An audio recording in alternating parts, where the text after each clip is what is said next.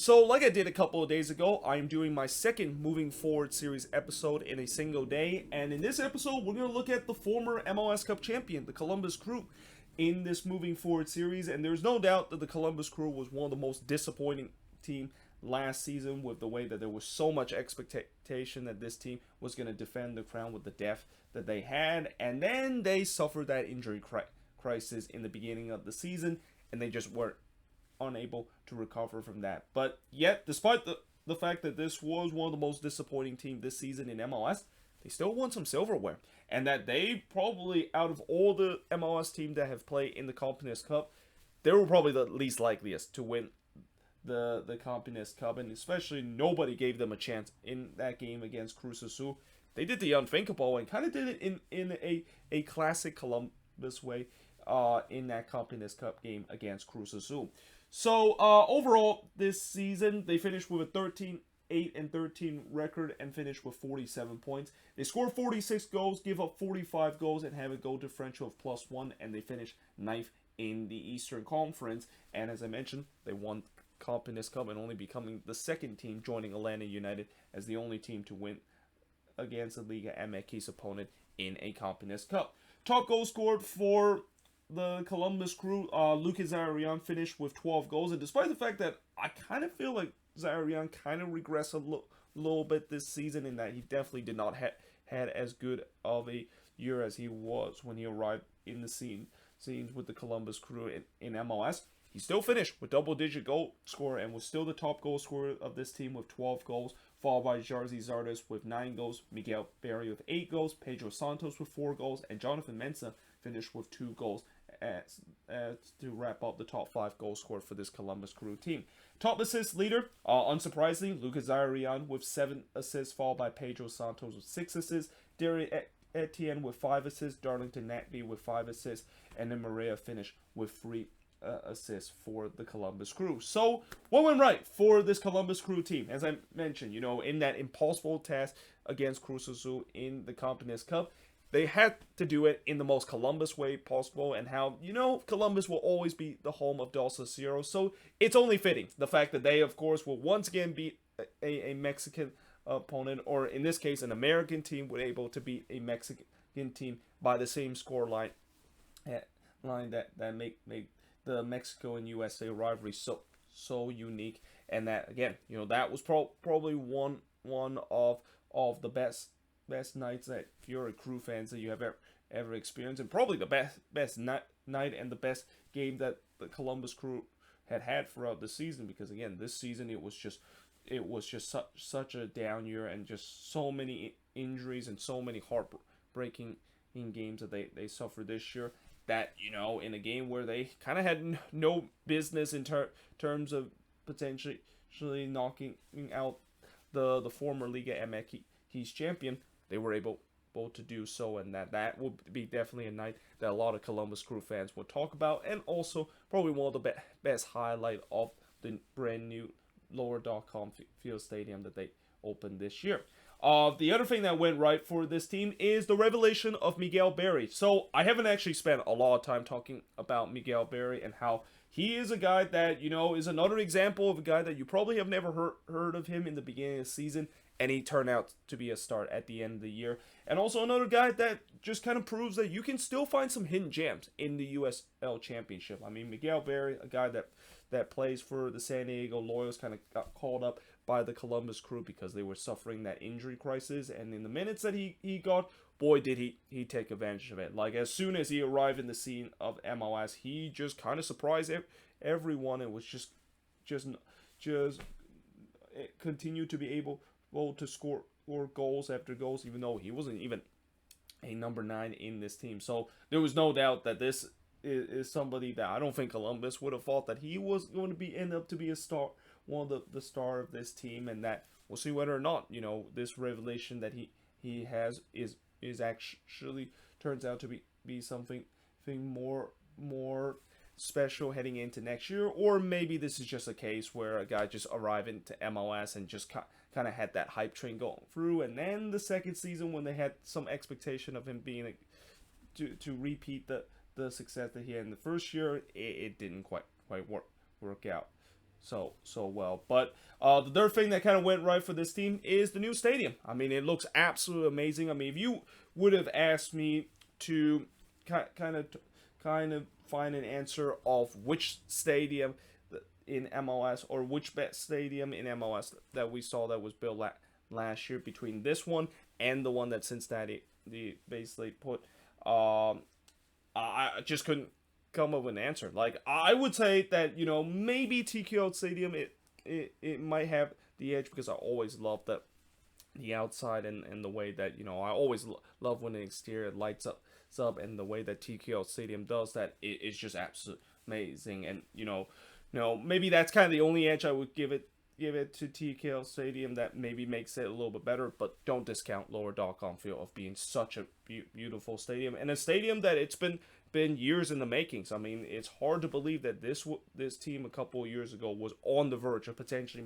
moving to Austin, and that idiotic owner in Anthony Perico about to do so. They got rid of him, getting some new ownership that promised them to build a new stadium. And yeah, I mean, that just show that new stadium, I think, not only is a highlight for a Columbus Crew fan, but also just almost like the final nail of victory that they won the Save the Crew campaign that we saw a couple of years ago. So besides that, what went wrong for the former defending MLS Cup champion? Well, yeah, you probably know the key suspect of what went wrong with this team, and that, of course, is injuries. Like, this team from the beginning of this season, and I even said this before, how it seems like the MLS guys was really testing the Columbus Crew, and how the Crew basically boasted about how they are pretty much too deep in every position, and they are probably the deepest team in MLS. And then the MLS guys decided to try to test them, and then later we found out that, yeah, they probably weren't as deep as we thought, because as soon as those injuries hit, oh boy, this team was just never able to recover. And it wasn't just any injuries that they suffered. They were suffering injuries from their star player. They were suffering some injury from some of the backup of those star player. I mean, it was just getting to a point where I kind of almost felt sorry for this team with the injury crisis that they were suffering.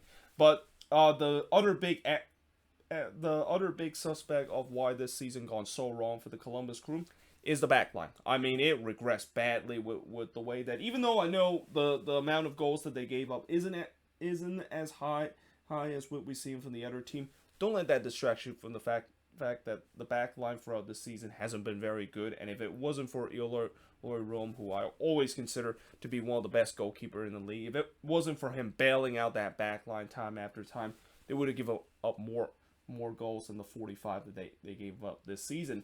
And then the last thing went wrong for this team: too many boneheaded mistakes, costing points this season. And I talked about before that the back line was one of the culprit in terms of those boneheaded mistakes.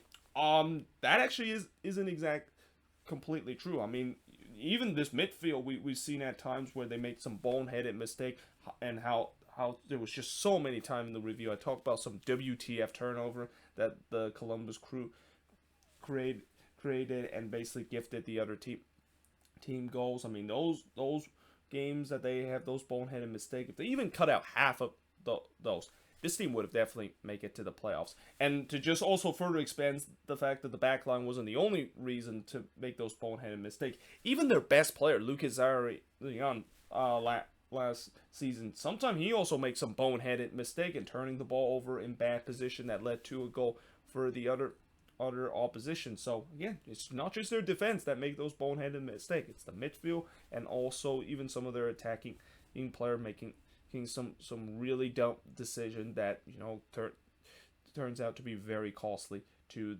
this team. And again, there's just so many games that they lost and so many points dropped because of those boneheaded mistakes that they made throughout the season. So moving forward for this team, one of the things that I will say moving forward for this team, and at least the front office need to kind of maybe realize, is that the fact that they need to get younger. This might come as a surprise, but they're actually the oldest team in MLS. Like, in terms of the average age itself, and I actually had to double check because I couldn't believe that was the case, but it's kind of true with the way that their back line is aging badly, and there's also some players in the midfield and attack also getting up into their mid-30s. Though I will say that You know, there are some players that is in their 30s that are still performing at a high rate, but it's just getting to a point where maybe the window that the Columbus Crew thought that they can have to be a contender in the East might not be as long as we thought it is. And there's no doubt that I think they definitely need to think about getting younger. I mean, this off season, I don't think that's going to be the priority too, but maybe in a couple of years, or maybe as soon as next off season, when some of those players, you know, if they're starting to show their age, I think there is definitely that concern and that priority that they need to maybe find some young players.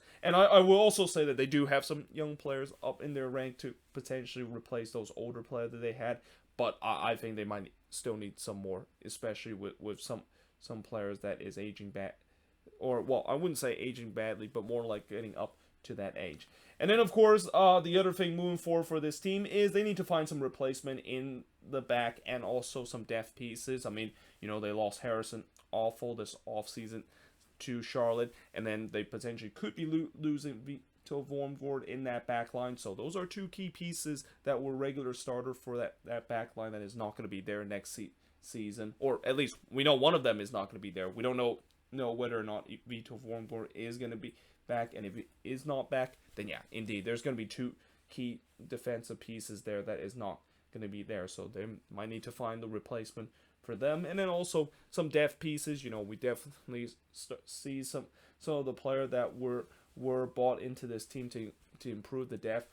They did not really did that, so it was unsurprised that they started to let go of some of those players, and that they need to maybe once again find some depth again, because like I said, you know, that injury crisis that they had last season just kind of proves that this team maybe is not as deep as what we first thought last season.